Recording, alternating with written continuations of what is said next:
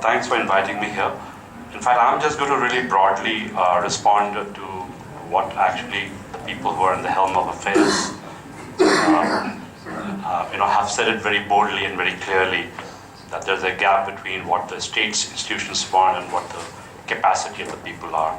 And I think I'm going to drive the fact that this kind of humanitarian crisis that exists today, I think is the best opportune moment for actually moving that agenda forward, and we should take this opportunity to do that. And I'm going to just share some of those core points that come from some of the experience of going through one of the major disaster in India.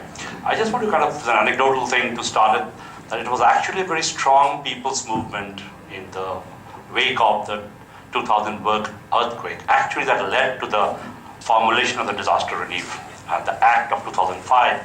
It came from a very interesting experience which has still not been really absorbed by the civil society in the way it should be. But what are the lessons of it? I mean, one simple thing, one has to make a distinction between rescue, relief, and rehabilitation. Rescue has to go to something which is a SAARC. You don't have a mechanism of state to state, but I think that distinction doesn't come in the draft agenda. Now, I'll give you a simple example how cultures and how, like, the inertia.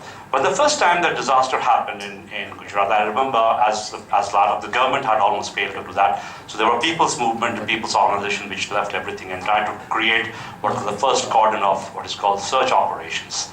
So within 6 hours, the first Swiss search team came, and we were, as a part of the delegation, wanted to go and pick them up from the airport. And as typical Indians, we wanted to really have them garlanded, have them have a cup of coffee, and talk to them and share our.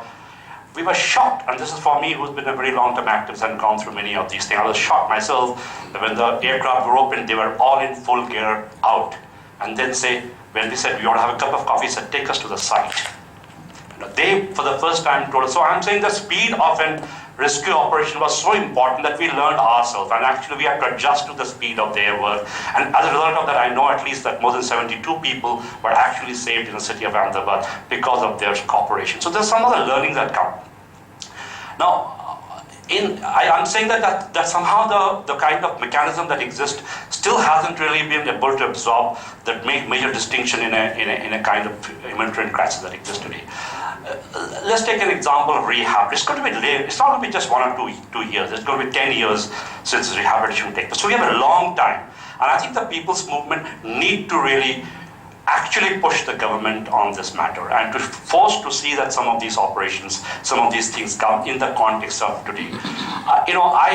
I mean, we all know, whoever have been here all knows the ethos of South Asia, how culturally we are closer. All this has happened and we know, and I don't need to really repeat it here. But the reality is these are governed by actually very strong power equations. And I don't want to talk about geopolitics, but that's really the truth. So the question is, where is the process of a people's movement that can integrate to this process? And I think humanitarian framework or humanitarian crisis is one where actually it can be addressed in a much more core way. There are many others where state institutions will have difficulties, but humanitarian crisis is where actually we can link it up in a much more stronger fashion than any other possibility.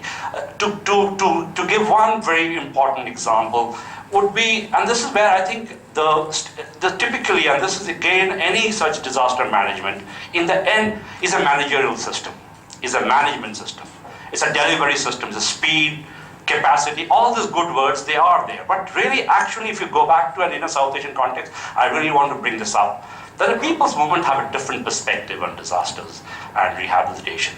We don't look at it as a disaster management. Honestly, if you ask me any of the civil society organization in Gujarat, they would say we never looked at a disaster management design. We actually looked at, because our lived experience is that there are very extreme vulnerabilities in the people, and every vulnerabilities get magnified in a disaster. They really get magnified, not 1, 10 times. And there are all kinds of issues comes up with that.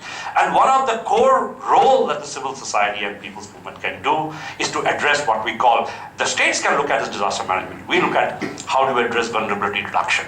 That's the core concept that we learned from a long experience of disaster in the people's movement that we were addressing. It's not our job to really do the delivery of, let's say, whatever tons of things that come. But our job is to ensure, this is what is the core point which I'm going to say, that if the people's movement has to contribute into this, if people's movement has to integrate into the process of the SAARC process, what are our contributions? I really can't, as a people's movement, possibly go and really take the role of the state. But what we can surely, and in the context of humanitarian crisis, surely can intervene, is to provide what is so essential in Indian and in South Asian context, is the idea of a democratic ethos. Not even in the structures and processes, but that will be far more difficult in the geopolitical context that we're talking about. But ethos surely can be translated. Ethos surely can be given, and that is where how you bring out a much more stronger grounding for the kind of people SAARC or the SAARC's idea within the people. And this is an important factor that we learn, that we can address that ethos by addressing the vulnerability reduction framework in any kind of rehabilitation and disaster management framework. And that's an important contribution that the people's movement can do. Let's look at information asymmetry. I remember one of the biggest innovation that we did when we are trying to address in Gujarat context was that what was in a nice name called Setu. Setu was a bridge that was created by the people's movement in every taluka of the Kutch area to just disseminate properly whatever decision the government was making to the people. It was very important. This are the mechanisms that, because that's exactly what the communities at the level of vulnerable communities, the poor people, the Dalits, all South Asian framework, they all will get marginalized. So that's one core element that had to be there, and this is where the people's movement can really contribute to building up that. The second thing is just a strong debate that will come in. The strong debate of whether every disaster naturally also creates the possibility of building something new. And this is a contention that will always happen when something is happening in a new building. I remember the biggest debates and the biggest fights that took place was whether it should be an in situ development or a relocation development.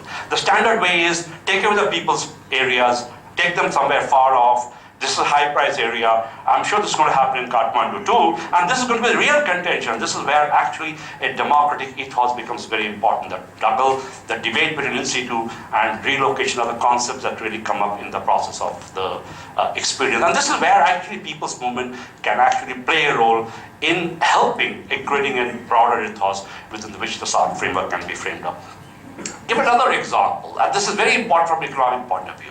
One of the core areas the people's movement should really look at, a disaster always creates an opportunity for the local area for an economy to develop. I remember, I don't know how many of you are that, people talk about innovation, people talk about great opportunities. I remember like simple as mud block. Mud block, anyone who has been a developmental activist would know that mud block is a good thing, but market never really absorbs mud blocks, stabilized mud blocks. We know this is where the opportunities come from people's movement, really. One of the largest markets that was created in Kutch, after the Gujarat hospital, that more than 20,000 houses were built only on the mud block technology. It created the first time the local economy.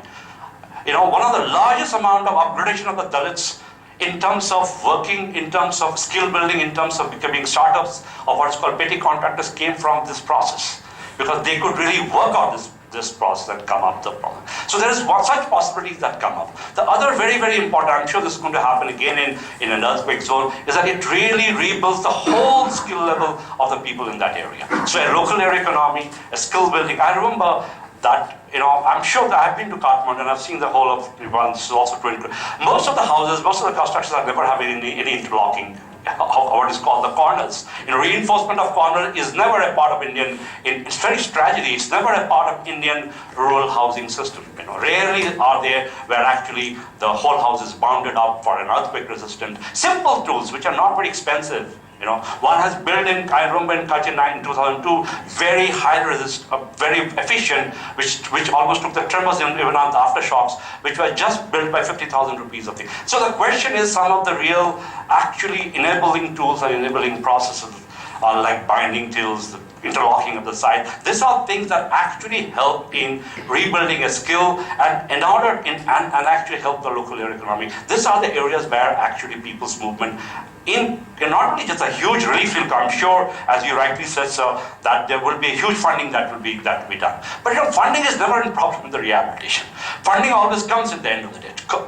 In Gujarat, there was a huge fund that was there. It's not that there was in fact, the fund went into creating what is now called the glorious thing of building the big roads and the big bridges. Actually, somewhere to look at it, 30% of that money, what we got it from for helping of the earthquake, actually went in building the what is called the 4-lane highways and all that thing. But that's not the real core issue.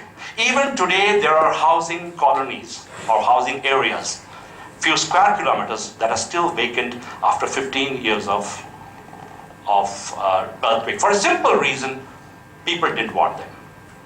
Even if there are good houses, 2-room houses built up by governments. So this is a very important part. I think this is where not only that we will be contributing something, but I think in terms of a SAARC framework, a people's movement that can really work with the SAARC Secretariat, with Government of India in terms of, this is where the convergence can come in. And I think one of the core of convergence in a humanitarian crisis is not only to talk about contention, that will surely happen, but to really transmit, and in a certain way, which I'm just going to, in a core way, say that the democratic ethos can be shared by a practice of rehabilitation. That's what we did in Gujarat in some time, and that's what the citizen initiative and the people's movement was so strong that it could sustain long battles and long changes in many, many practices that existed.